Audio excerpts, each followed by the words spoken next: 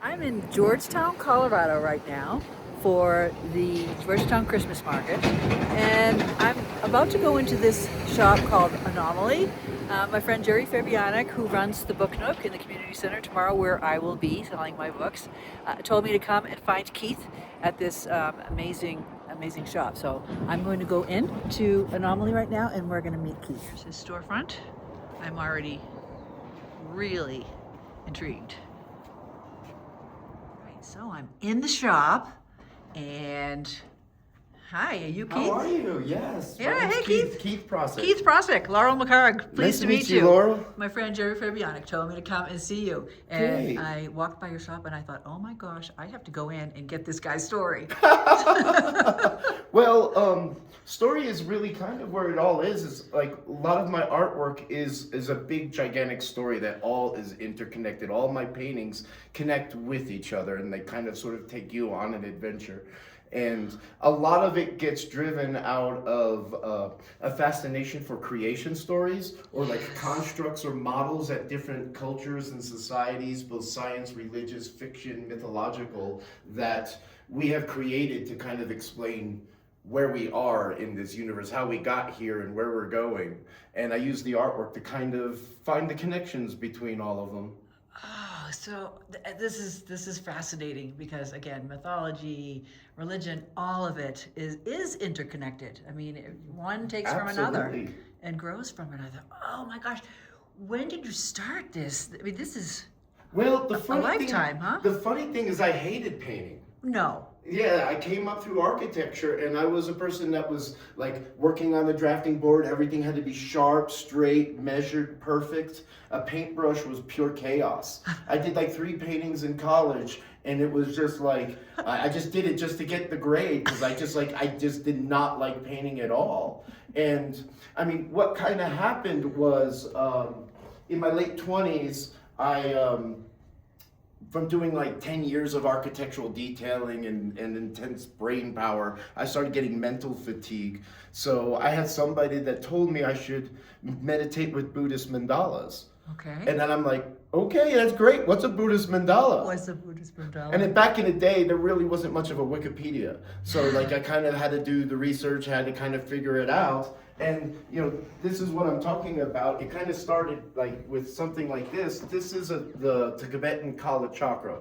So mandala means sort of wheel in Sanskrit or Tibet. Now the kind of pattern sort of appeared across many different cultures. It just was Tibet gave it a name, and it just means circle. Okay. So, is this your first piece? No, not my first piece, but this is like my purest, truest mandala, because this is like I call it the grand poop of mandalas because it's the one at the top, the one that you usually see people do in the sand. Okay, yes. The monks Yes. do in the sand. I just wanted to stay around a little bit longer. So, but the thing is, so you read these actually as a blueprint because these are elevations and this is a floor plan for the palace. And then as you walk through it, it tells you a story. So immediately once I got into it, I got fascinated with it. And then it became like sort of a really great sort of right-brained balance to the hard left architectural mind that I was attaching to. So, Wow. but then from here, it started opening up a lot of dreams. Oh, I love it. I dream very vividly. Yeah, A lot of my work has started with dreams. Yep. So, like, I mean, even before this, going back a little bit, I mostly was just doing black and white and trying to do it with colored pencil and marker and stuff like that. And then one night, I had like, the dreams just kept getting more intense. And then I had this one dream, and I literally woke up at like 4 a.m. and I was like, oh man, I gotta learn how to paint. I get it. And then it took about 5 years to kind of just get acclimated to the brush. And then, but finally it took about 10 years, and I call it like the brush disappearing. Where the Okay. brush disappears and you don't even think just about the became brush part anymore. of You just you, think and- what you want and your hand just does it. Oh, I love it. Oh So- my gosh. Take me through. Let's see. So well, down here is like this is like what I've done about 5 years ago. I started taking my work over the past 30 years and just started putting them in these hex formats. And then I divide them into little books. Here, I'll pull out the map This is the map that I made for them. So basically they're just visual books. You know, think of like a book of stamps or a sticker book. Yeah. And I associate, like, each year I add 8 to them. Okay. So I'll be adding 8 more until I'm done on this planet. Okay, until you're done Every on this year. planet. So Why 8? that just became a comfortable number to work with. Okay. Plus this also ties in with the mandala, and you know, 8 is a nice even number. Okay. We have some lotus blossoms. Yeah, these are the lotuses. These are the only originals I sell. So I don't sell the big originals, mostly because like these big originals take like 1,000 hours. I'd have to sell them for $30,000 to make a living wage off of them. You know, they take like a year. Like this one over here on the wall, I've been working on that one since 2009. Take us over there. Okay, yeah, so this one over here I've been working on since 2009. So this one is Shambhala. And Shambhala was translated in the early 20th century as Shangri-La. And it can be thought of as a Buddhist heaven, but that's really stretching words there for like in meaning. But it's a mystical city that is up in the Himalayas. And ultimately, you have only the purest of mind, heart, and soul can find it. And many people have lost their lives going up into the Himalayas looking for it. I remember a movie probably when I was in Lost my Horizons. teens. Lost Horizons. Lost Horizons is where like the word Shangri-La, it was all Yes. based off of this mythology. So. I remember that movie. Is that still available? I would like to watch. Oh that yeah, I again. mean it's you can find anything out there on the internet these days. I mean it's all out there. But that last mandala that I had showed you, the Kala Chakra that I worked on, well, a lot of the original teachings of the Buddha are supposedly translated into that illustration, and that's how they passed down the teaching from generation to generation, because they were not a very, only like the high monks were literate that knew the Sanskrit and knew how to read the Holy Scripture. So they used the mandalas to be able to teach people visually. So then when the Buddha had passed, supposedly the teachings had gone and were transmitted to the kings of Shambhala. And that's where they stayed until the Dalai Lama first came onto the planet. And then the kings of Shambhala translated the teaching to the Dalai Lama. And then now that's what he initiates you into. Wow. Is this oil? Yeah, I work in oils because it just breathes better than acrylic. Yeah. You Is know, it on canvas or wood? It's on. This is canvas. Canvas. Yeah. Yeah. My biggest canvas that I stretch, I probably wouldn't go any further in making canvas wider. That was about the limits. And also, that's about as big as it fits in my van. This one's beautiful. Yeah, this one is Music of the Spheres. And if you look at it, I took the symbols for the planets.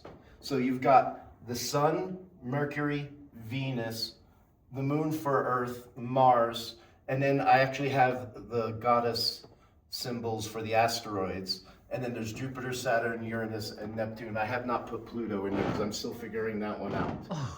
So. Are you still on the fence of if it's a planet or not? Oh no, it's definitely not a planet. It's because if you think about it, if you're Pluto or Hades, would you rather be the smallest one in a realm, or would you rather be the king of the outer realm, where there's now like Makemake, Quar, Sedna, Eris, all of those other ones that we have found over the past decade? So, you know, it's like I know he's named perfectly, and it's something different. It's the underworld or the outer world, and so. Would you consider putting it in this piece?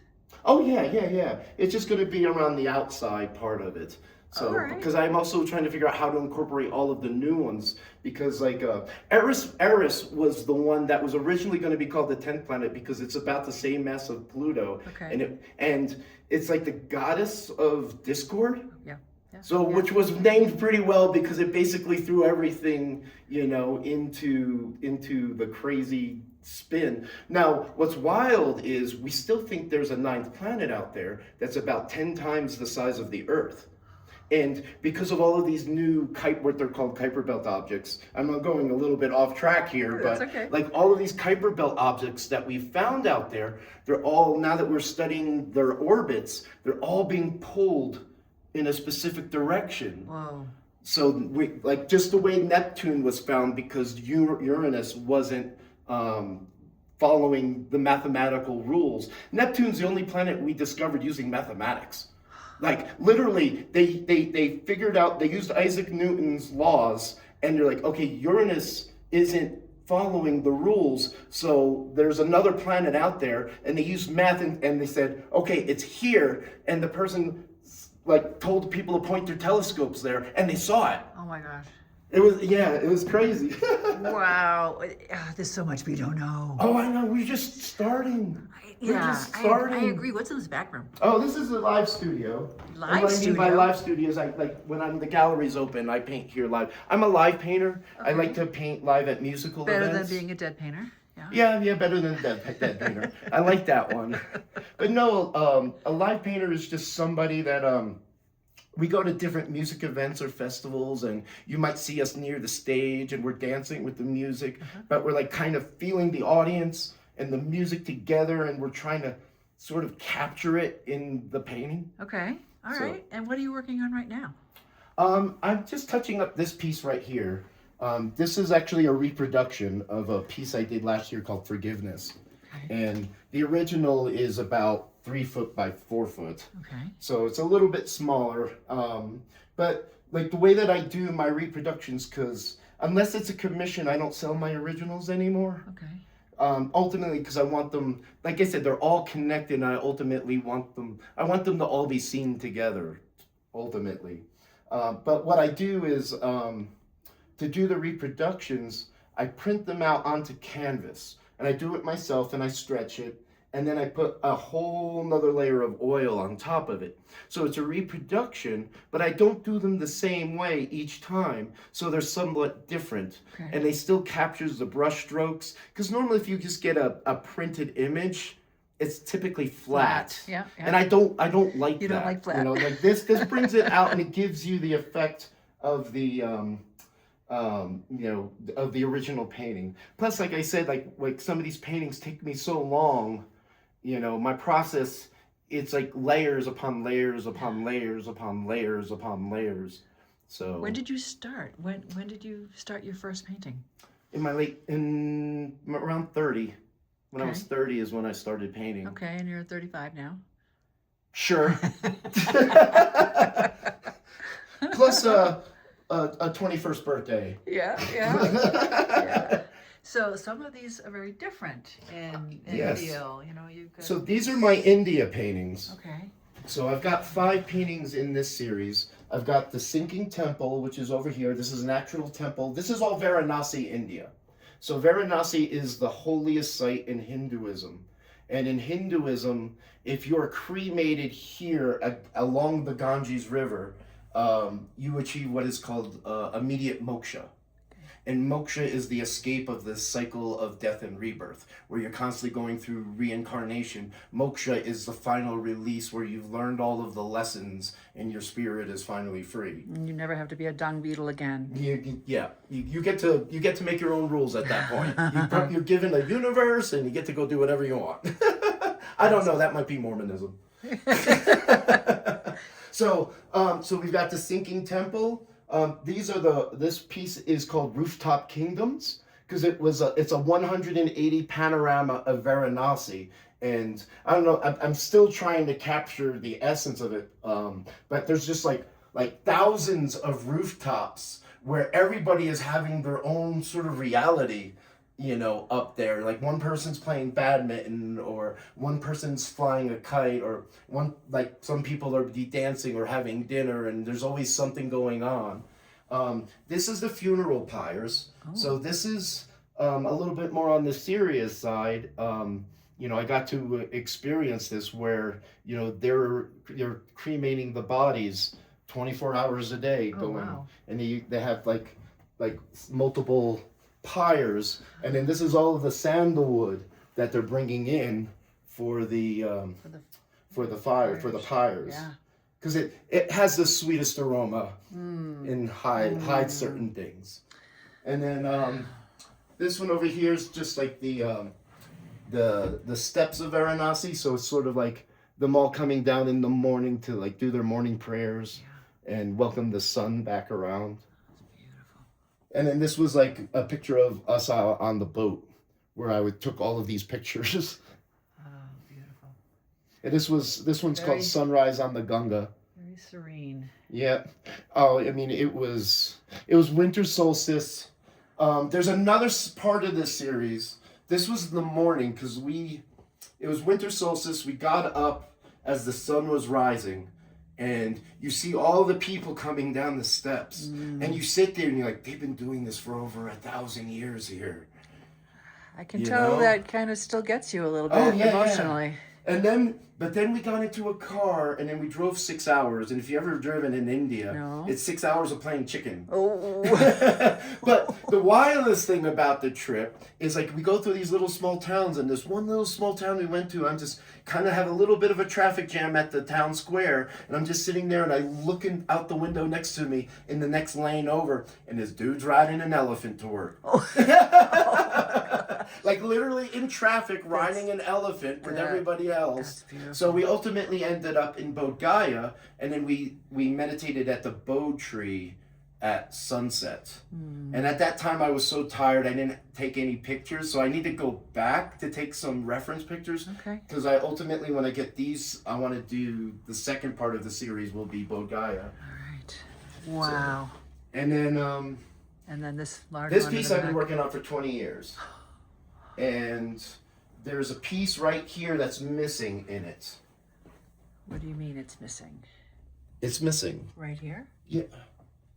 And what it is this piece up here that we never get to see with everything else. Huh. You never see that part with the rest of it. Okay.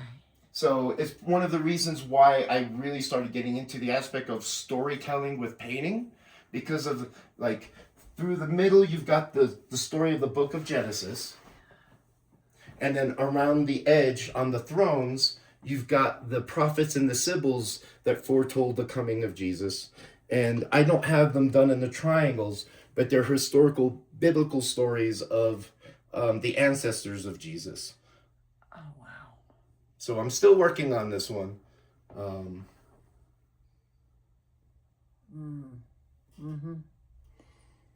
then what a lot of people don't know is they never knew how beautiful it was until they cleaned it. This is the difference between the cleaning and what it was with all of the candles, soot, and smoke. Oh, wow. And they cleaned it, I think, in the early aughts. That is spectacular.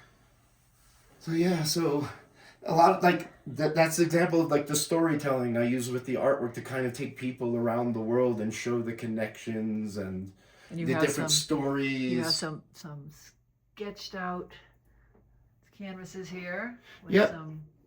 So these two white pieces that are blank, those are what are called armatures. Okay. And it's more used in sculpture than really in like the term in painting, but I just like the term for it. And basically an armature is basically laying out how you want the energy and the geometry to flow in the painting. And in a way to kind of look at it is it's a trellis, and then when I put the paint on it, it's the vine growing up the trellis. That's beautiful. So, but I like people to see the process, and that's why I do have the live gallery, because growing up with museums and art galleries, I always felt it was like walking into a church or a library. Where did you grow up? I grew up on Jersey side, across from New York City. Okay. Yeah, so used to go into the Met all the time and MoMA, and but it was always like, you can't get close to the painting. You can't touch the painting, and all you see is the painting, but you don't get the story, Your shop feels like a museum. Thank you. Is that good? I think that's amazing. I'm good for the museum. I mean, you should charge admission for this story. A night in the museum. A night in the museum. Seriously, this is. Well, museum's a proper word, like a place of the muse. Yes. That's my first painting of my first experience at Burning Man. This couch. Yeah. All right, I love it. Do you go every year? No, but I've been 5 times, Okay. and I go. It's like a calling. It's like you know when you're supposed to go, and you know when you're not supposed to go. I have It- not yet been, Yeah, but some it's friends recently went. It's like being awake in a dream. All right. You know. I think I might need to do that because, Yeah. again, my dreams are crazy, crazy, Yeah. and multicolor. And yeah, maybe I need to go.